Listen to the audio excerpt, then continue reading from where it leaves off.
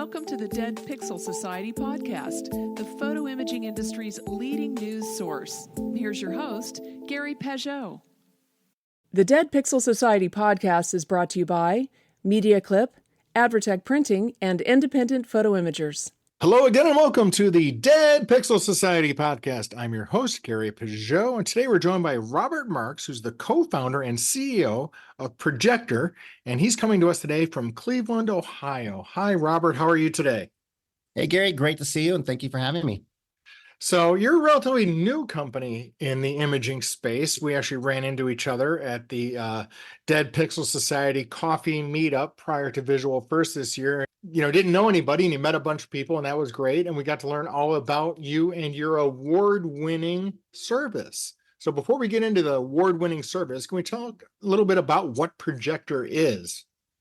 Sure. I'm also new to this industry. This is not an industry I came from. I am a serial entrepreneur, started many companies over the last 35 years. And I want to tell you that I have a wife and 4 children. And that's very important because I'm also on the keepsake side of this industry. I'm not a photographer. I'm not a videographer. I'm not an expert in anything, but keepsakes are very important to me, whether it's our home movies, photos, photo albums, all that cool stuff. Right. And I was trying to solve a problem. And the problem was that I had 600 gigabytes of digital video home movies. I did a great job of organizing them, converting the old media to digital, and I had no way to watch them. And that's why I came up with this idea, Projector. Projector is Netflix for your home movies. You give my wife a remote control when we're home, and she rules the world. We stream everything. We have probably a subscription to every streaming app you could think of, but we can't watch our home movies. And I thought, well, if I had my own Netflix and my wife can pop 3 clicks on the remote, we could watch my 26-year-old daughter's first birthday. We could watch my 24-year-old son's basketball game in high school. And I have 2 other kids who we got, as you can imagine, an amazing amount of events. I was also the kind of person in my larger family, my older family, my parents' family, one of 6 children, and I ended up with all my dad's collection. So I also have all that. Why couldn't I watch my high school basketball games and let my kids laugh at my short shorts? So one day it hit me because I've been trying to solve this problem for decades. And I know, we don't want to go down that road probably now, but one day it just hit me with the internet, with smart TVs. I wanted to upload my videos. I wanted to create a video streaming app that looked like Disney Plus, looked like Netflix, looked like HBO's Max product, which is great. That's what I wanted. And nothing existed. And YouTube channels and Vimeo and all the existing products are cool, great, and have their purpose, but they're not this. They're not that Netflix viewing experience. So I said, you know what? The pandemic hit. I was already theoretically retired from a previous industry that I had a good career at. And I said, I'm going to do this thing. With no past experience in the industry and no past experience developing software, let alone TV apps, which is a whole different world. So how did that come about? So you're home with the pandemic. You're thinking that, you know, people want to look at their pictures, memories. So where do you go for that expertise? What did you do? Because I mean, obviously you didn't like take a crash course in coding. You didn't do this yourself, right? You got some help. So how did that come about? Well, as an entrepreneur, the first thing I do whenever I come up with an idea is I build a pitch deck, a PowerPoint. I try to keep it under 10 slides where I lay out my business idea. Here's the idea, Netflix for your home movies. And I lay it out, how it'll work, how we'll take it to market, all these things.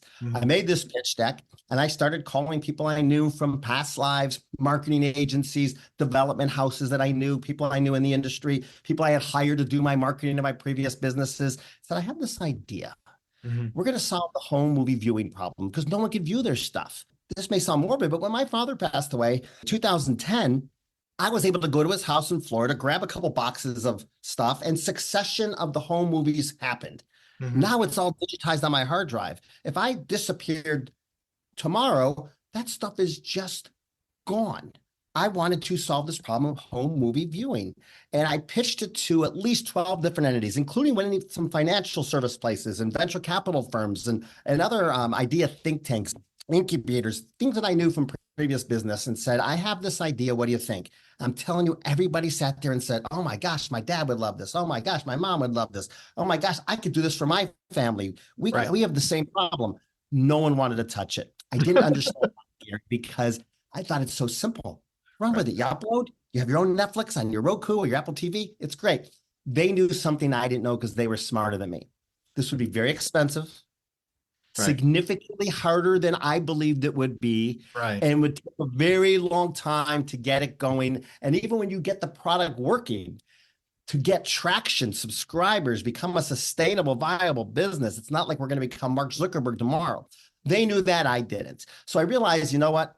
I'm just going to have to do this myself. And so I found business people that I could work with and said, I'm going to start this company. I'm going to build it myself. And I partnered with the correct people who knew how to do the things I didn't know, like the coding and stuff. And that's really how it evolved. Started from a pitch deck. That pitch deck is now hilarious to look at because it's so different and often amateurish to what the product looks like today. But now we're 3 years later from that time, and we have built and launched. We actually officially launched the product December 1st of this year. So just 17, 18, 19 days ago. We now have subscribers on 4 continents.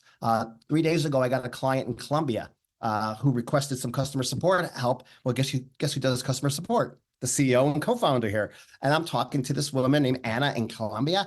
And she even gave me permission to look at her projector. And it's unbelievable. She has her own Netflix on her family TVs, and she got the idea and loved it. So it's slow traction. It's cool, but you can imagine how it warmed my heart. I'm light years away from actually being financially sustainable and successful in this business, but people are getting it.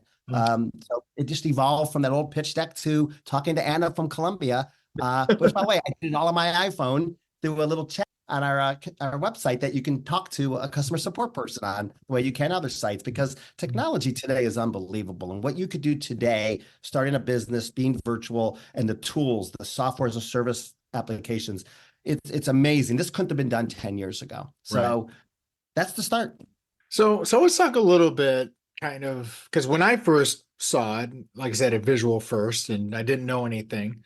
So I was, watched your presentation, your award-winning presentation, and we'll be getting to that.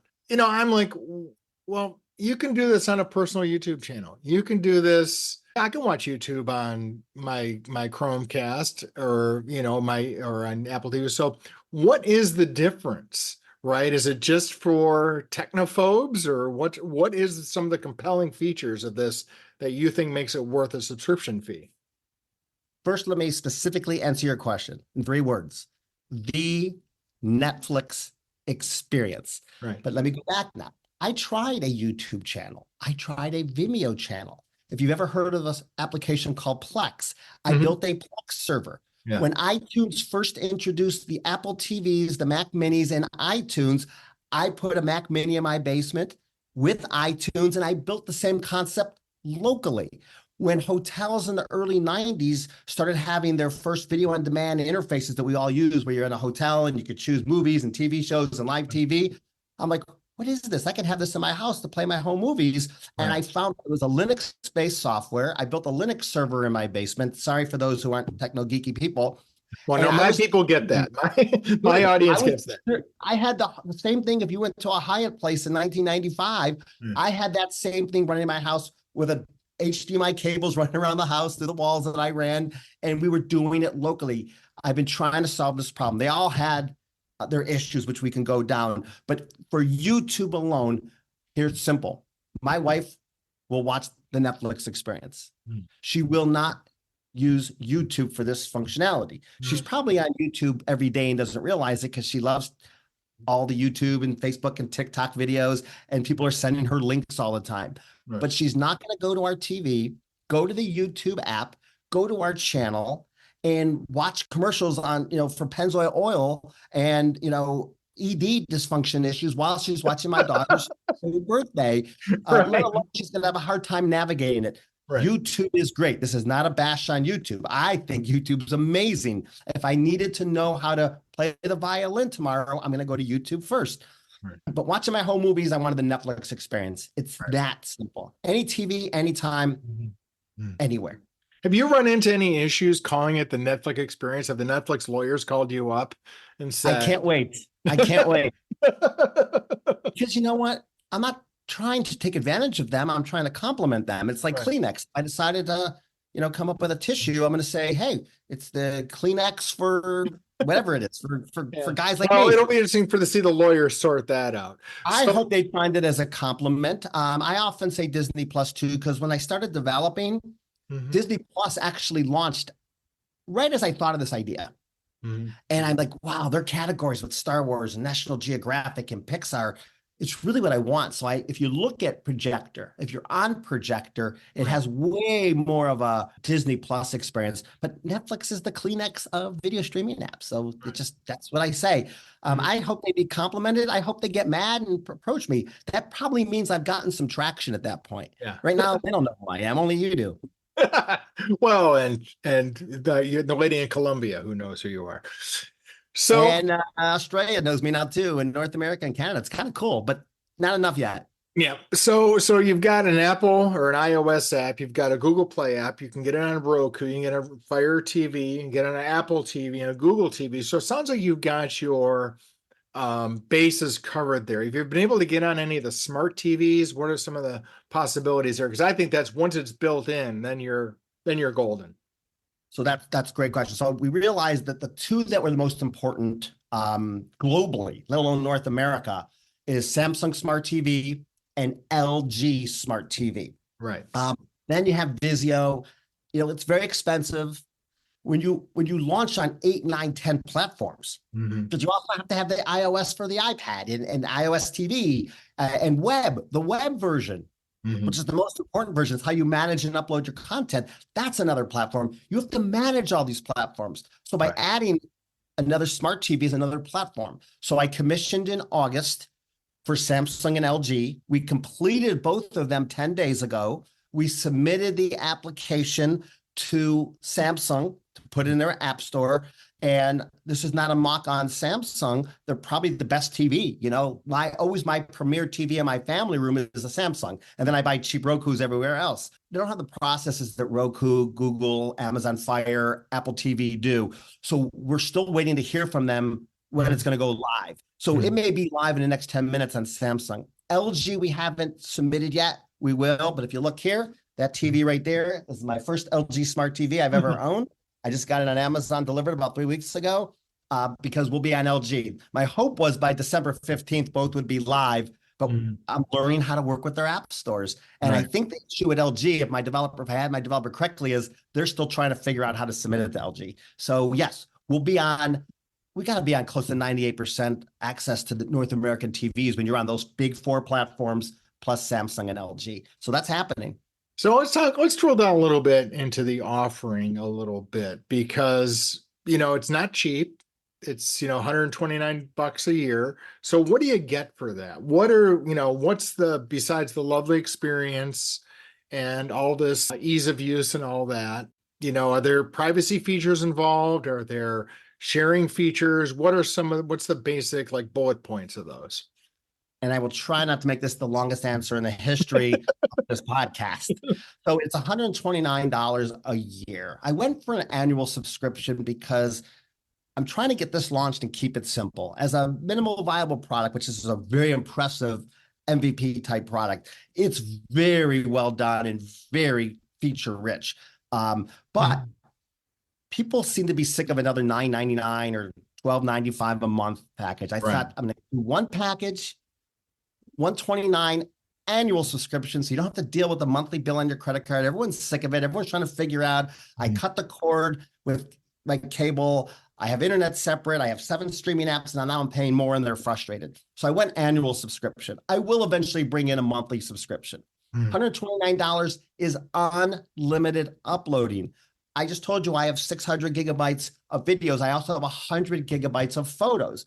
Another feature of Projector, it's the first video streaming app that I'm aware of that can play photo album slideshows. You could upload 200 photos from your family's trip to Cozumel, and in 3 clicks, like playing a Netflix movie, you're watching a slideshow on your TV. When we were at that Visual First conference in San Francisco, even though we were in a room full of 200 tech people, I bet you a vast majority of them do not know how to easily play a slideshow on their TV. My 84-year-old non-tech social worker mother can play a slideshow on her TV because she has Projector. So another cool feature about that, unlimited uploading. You could put on 2 terabytes We don't care. My costs aren't storage, $120 upload. You get a video streaming app on all your TVs. You could, if you have multiple locations, you could put it. You can, if you have kids who live around the country, they could put it on there. I would have paid 3, 4, 5 times this because I've been trying to solve this and I can't be alone. There's got to be millions of families like me who want this. This is also an early adapter price because when I have 1 million subscribers, and let's hope someday I get there, that won't be the price. The price will be a lot. So let's call it like Tesla. You want that first fancy Tesla, you may have to pay $100,000, but now you can buy a Model 3 for $39,000. It's just the reality. I need to make this thing sustainable. Right. And it's $10.83 a month to have this power, to be able to see it. People are paying a lot of money to have a digital photo frame. They're paying a lot of money to have digital photo books. What's it worth to you? I mean, if you have to choose between canceling Netflix, which now their premium is $22 a month, and canceling your children's memories, your family's history, the most important thing ever, maybe your memories, for $10 a month. Are you going to cancel that? Or are you going to cancel Bridgerton or Game of Thrones? I think you're not going to cancel Projector. So I think it may sound like a lot, but to me, it's not. And boy, if this product existed and I didn't have to build it, I'd be the happiest $129.99 a month customer ever. But I do envision, I don't mind telling people this, Gary, I'm very open about it. I think at some point this could be a $79, $89 a year subscription, but it's a quite powerful offering. Right. This product is powerful. Now, for that, you get uploading, you get view and sharing. Now, is there a limit to the number of TVs you can put this on? Is there a is this the Netflix for your memories, meaning that they're going to say you can't share the password? Are you going to go that Netflix route? No, this is the beauty of it. And I didn't answer sharing last time because I didn't want to talk so much. So I'll touch sharing on this too. Netflix sells subscriptions to watch their content. They spend billions of dollars on content. So if I'm paying $19.95, they don't want me to give Gary my account. They want you to pay $19.95. Projector's a different concept. We're about if you're uploading. If you upload to us, that's an account. And whether you put it on 6 TVs, 12 TVs, 40 TVs, it doesn't matter to me. It doesn't take anything away from me. Okay. However, I could share it with 3, 4, 5 friends. I could share it with 50 friends. The reality is Projector is private vault storage. This is not about social media and getting likes and comments. Netflix doesn't have likes and comments. What you realize when you have a Projector account is it's not like having a YouTube channel or having a Facebook account where you want to invite 1,000 people. You're probably only going to share it with a very small group of people. Right. That's just the reality of it. So you can share it with them. Those people can watch for free. So I can share my Projector with you. You can create a Projector account. I can invite you to watch it. And on your TV, wherever you're at in the world, you can watch the Robert Marks family videos. However, if you want to upload, you want to host your family, that's when you pay. And that's the difference. And I can also say, Gary, you know what? You probably don't want to see all my videos. This is the Cleveland cold. I apologize. It'll be here until March. You probably don't want to see all my videos. I could even decide, hey, Gary can see these videos. My brother can see this other videos. My mom can see everything. So it really has really cool, powerful sharing things. But when it comes to the how many TVs, who can see it, that's not my cost structure. My cost structure is going to be developing the product and hiring staff. Technology-wise, I don't have those copyright materials to do it with. And by the way, not only is it private storage and there's no commercials, I don't regulate what you put up there. Putting a file on Projectors like putting a file on Google Drive. We're not scrubbing it, looking at it, what you're doing with it. It's private. I can't even see your videos. This is true private vault storage. Yes, it's in the cloud, which may scare people who don't want their stuff in the cloud, but there's no other way to make a streaming app work without the cloud. The good news is, if you use Projector, we don't market ourselves as we're storage in the cloud. If you want true storage in the cloud, please go to Google Drive. Please go to Dropbox. There's a million other things you can do. But if you do with Projector, guess what? You're backed up in the cloud because we sit on AWS. We all know who Amazon Web Services is. I chose them. I wouldn't have been able to pull off Projector, if you ask me, without the incredible network and services and staff that AWS has. It is cloud storage too. You are kind of getting it. Throw a terabyte up there on storage. You're going to pay more than $10.83 to put a terabyte of storage with Drive. With me, you get video streaming, even though I'm not a storage company and I don't want to be held accountable to that. Mm. Please keep your stuff backed up locally on Drive. Right. Yeah. Yeah. Read your terms of service, people. Save. Yeah. Yes. I put that all over my website. It just tells you, don't put everything with us and delete it. That would not be wise. But you also have this sort of preserve forever thing where you can name a successor. Talk a little bit about that. Yes. So what was I trying to accomplish? And I'm still thinking, do I need to keep this or not?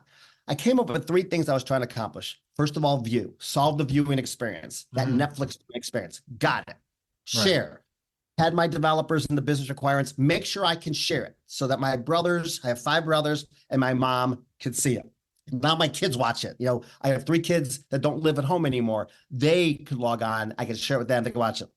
So preserve forever is kind of like, what's the point? What's the point of us taking all this stuff if my great grandkids can't be immersed into my life because we had this incredible photography and videography equipment to capture our lives so they could see what Halloween was like. They could see what Christmas was like. They could just see what my voice sounded like. What wouldn't you do to be immersed into your great grandparents?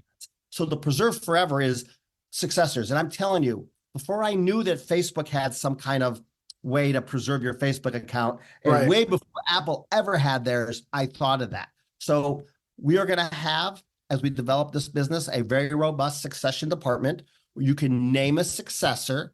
And if your account is ever in a situation where it's not, the credit card expires or it gets, no one's paying for it anymore, and we can't get a hold of you, we will contact the successors and say, hey, so I have this vision of a tree where at some point, my great grandkids can have a Projector account for their family, but they can click on and see their parents, their grandparents, their great-grand. Yeah. That's You're going to get into sort of that genealogy kind of space there. I think I'm more Ancestry than I am Netflix. That's true. I was talking to some guy who wanted to invest in me, and he literally said this, well, with the streaming wars, how are you going to retain clients? And I'm like, I'm a keepsake. I'm not competing with Bridgerton. I'm not competing, with live football games with that Apple and Amazon are fighting over. Sure. I am a keepsake. I'm fighting with a photo book, which, by the way, I'm not even competing with those. You should have all those things if you care. And this guy literally said, well, I took home movies, but I don't really care to watch them anymore. Then you're not my customer. That's okay. So that's my point, though. I'm a keepsake item. That's what I see Projector as. So I guess the question I have is, putting up random clips, people take 10-second clips here, 30-second clips there. They're kind of random, kind of whatever. People really aren't editing and things like they used to, or should or could. Are there editing tools built in where you can put some stuff together, maybe take some fragmented clips and do something with it? Or is that on the roadmap? Because I see that as one of the inhibitors that I see working with video is, video sort of tells a story, right? It's a very passive thing for the viewer. They want to sit back and watch the story being told, and they don't want to see disjointed clips and things. And where do you do that? Do you do that on the home computer? Do you do that on the phone, whatever, and then upload it? Or are there going to be tools within Projector to help with that process? That could be a very long answer too, but I'm going to try and go down a few roads here. Hey, we got all day. We have all day. Awesome. There's a lot of buckets here. Yeah. First of all, so I come from a generation where we had a camcorder. Versions as they eventually got to digital in the early 2000s, maybe 2005. My wife and I would always leave the camcorder out. Almost every day we'd pick it up and record. When we fill up a 2-hour tape, boom, tape out, next tape in, and I'd mark the dates of range of that tape. Now I have hours that really do tell the story. The amount of people who have these tapes is insane. Met a person in Fort Worth in July at a conference, and he's in the video transfer business. I said, well, what's going to happen with your business when there's no more videotapes to transfer? And he said, I will run out of equipment that can video transfer before I ever run out of clients. Yeah. That's a whole segment of the market is the image conversion business. That's amazing. And they love Projector. So that one, no brainer. We have the videos, we have the story. Now you have these young people who are taking 15-second clips. And I've been immersed into something that I never thought I'd be friends with now. Millennial moms, 32, 33, 34-year-old moms. They're now the videographers and photographers of their family story. They have 1, 2, 3 kids now. And I said, well, let me guess, you take 1,000 photos a week and almost no videos. And they're like, well, I do videos, I do photos, and I'm constantly making 5, 6, 7-minute movies. We go on a vacation to Florida. On the way home, on the plane, from my iPhone, I make it a 7-minute reflection video with music and graphics, and it's 10-second clips with photos, and it's incredible. I go, what happens to those? And she's like, sits on my computer forever, no one ever sees it. They love Projector. A lot of people now, because of Projector, are saying, well, Robert, I'm an Apple Photos or Google Photos. I know I can highlight from an album things and export a movie and allow to make music. Can I then take that exported file, upload it to Projector and make it a movie? Yes. So people are doing that. Okay. So for some people, this may never be a good solution because they're just so unorganized and they don't really have the ability to do that. But I or they don't care. Oh, they don't care. There's definitely that bucket too. But there are people who do that. A lot of people, I thought more people would be excited about my photo album slideshow, but a lot of them says, no, I'd rather make a movie out of the photos, put it to music, and it's a movie. It is a movie. But here's a real cool thing too. And you may recall, I mentioned them when I spoke at Visual First. It was a group called the Photo Managers. Yes. I'm very familiar with Kathy Nelson and her folks. Yep. They're amazing. So you're talking about certified almost 800 professional photo managers. They help those families who do care but will never organize. Right. They're going through their collection, whether it's old camcorder tapes, whether it's all digital, whether it's 15 seconds and 600,000 photos. Right. They organize it, and they're like, Projector is the solution for these families. That's really where I'm getting my traction right now. Right. Because they're the ones who will do the work. Every family will want a photo album. Every family will want grandma to have a digital photo frame, and every family will want to have their own Netflix. The photo managers help that. And it's not just photo managers. There's other organizations I've gotten involved with too, who are now on board with Projector. So there's so many answers to your question. And there's just some people that, it's okay. But I've never had, last product I sold it in Cleveland, Ohio, Columbus, Ohio, and Chicago, Illinois. Now I have a product that's global, that's in Asia, that's in South America, that is in Africa. It's in Taiwan. So I have a big market, but there's just some people it's not going to work for. As far as your question about the editing tools and stuff like that, for me to go and try and compete with, Wondershare and Adobe and Apple's iMovie, what's the point? Those already exist. And I'd have to raise another $10 million to build a product that wouldn't be as good as theirs. But I built what they don't have, which is the hosting mechanism. None of them allow me to view. Projector is that viewing experience. Can that be a future thing down the road? There's the possibilities of what Projector can is insane. Yeah. I need subscribers right now because right now I have an incredible platform and I'm on a race to 10,000 subscribers. I want to get to 4,000 by the end of this year. I want to exceed 10,000 in about 20 to 24 months. At that point, I'll be able to build those things. Right now, I need to prove this thing is great, get these people happy. And the testimonials are important. I kid you not. Got a testimonial the other day. If you want me to read it, I would read it to you. It's actually a woman. She's coincidentally happens to be in Israel, a grandmother like anywhere else in the world, but she obviously reflected on how tough things are there. And every day she's watching her daughter's wedding and videos of herself and her kids and projecting. It was a beautiful thing. And that's just one of several dozen testimonials I've gotten from actual clients. Another woman in North Dakota, her parents got married in 1939. They must have been a wealthy family because they had a videographer who did the wedding on 35 millimeter. Is that how it was back then, I think? Yeah. I mean, they shot it on movie film is what you're saying. Yep. Yes. Had her parents' wedding. It sat in the can forever. No one had ever seen it. This woman had it. She's now 83 years old. Because of Projector, they got it digitized. They put it on Projector. And her testimony was, I watched it 5 times the first day and I've watched it every day since. Right. So Projector is helping someone like that watch these special memories. So is it just older generation? If it is, that's wonderful. I think it'll be a younger generation thing too. Yeah. So let's talk about customer acquisition and, getting the word out, right? I mean, that's always the trick, right? You may have the greatest product on the planet and, Projector sounds like an appealing product, but how are you reaching people? How are you getting people to subscribe? because, like you said, it's not for everybody, but it's for a lot of people. How are you going to reach those lots of people?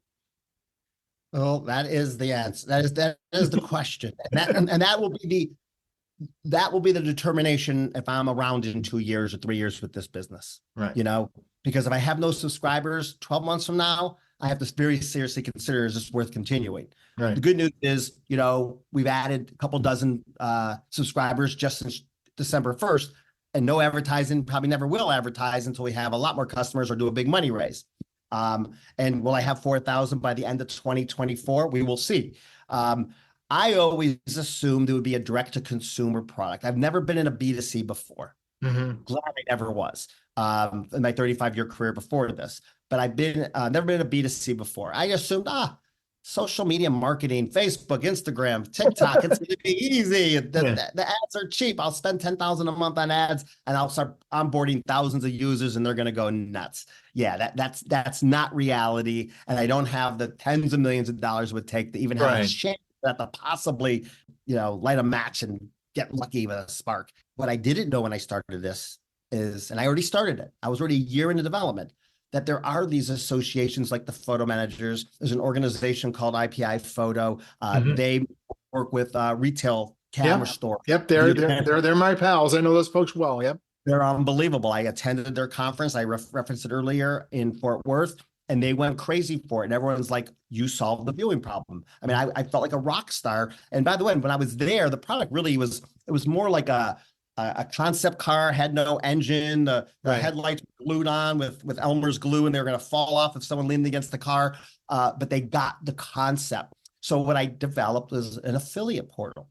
So people who are a member of those two organizations, and there's other people outside the industry who have found us now because they either follow those organizations or they follow us or they follow Hans Hartman at Visual First, who are reaching out and saying, Robert, I see you have an affiliate program. They've become my sales force. So I've already signed up over 200 of them who are out there, who I'm training. I've built sales and user guide tools for them, online tools for them. They have to go through a process with us. They sign paperwork with us, and they sell the product. And for them, they're going to their existing client base. One woman, I kid you not, has 60,000 followers on Instagram just for the photo and video keepsake world. She put out a blurb 2 weeks ago when I launched on December 1st, and she had 40 people immediately require they want Projector. That's just one Instagram post. That's just one person. So right now, by distributing that way, I have no cost of acquisition.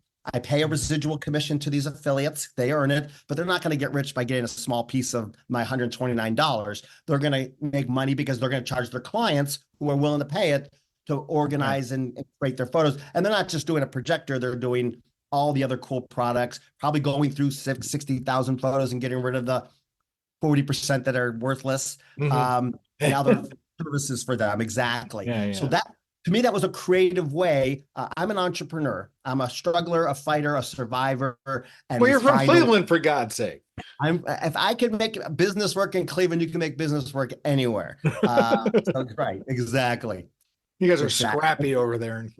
Yep, and I have a partner who's in Lansing. I have another person we brought on, and she's in Dover, New Hampshire. She is a lifelong video-centric person who's been in this business for over 30 years. Saw Projector in March, reached out to me and said, I have to be involved in this. And several people in San Francisco came up to me and said, I have to be involved in this. I have no idea how at this point, but we're keeping a relationship going.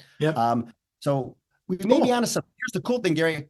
I got no expenses. There's no office. There's no phones. It's computers. It's AWS servers. It's people working from their homes on laptops who have other jobs and aren't on our payroll. So I do have staying power, but it's got to become, I mean, you got to have revenue at some point, right? I mean, you don't got to have it. It's cool because this will be our first month of revenue, and we got it. We already got some.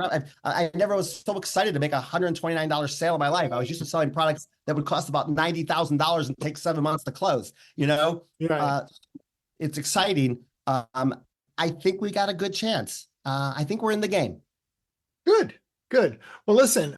So if someone is like my audience would be people who would be potentially be affiliated or interested in affiliate, where can people go to get information about becoming an affiliate or learning more or partnering with you? Because I do think there's all kinds of partnership opportunities for people in the tech industry and the imaging industry to be involved with Projector? Where can people go for more information?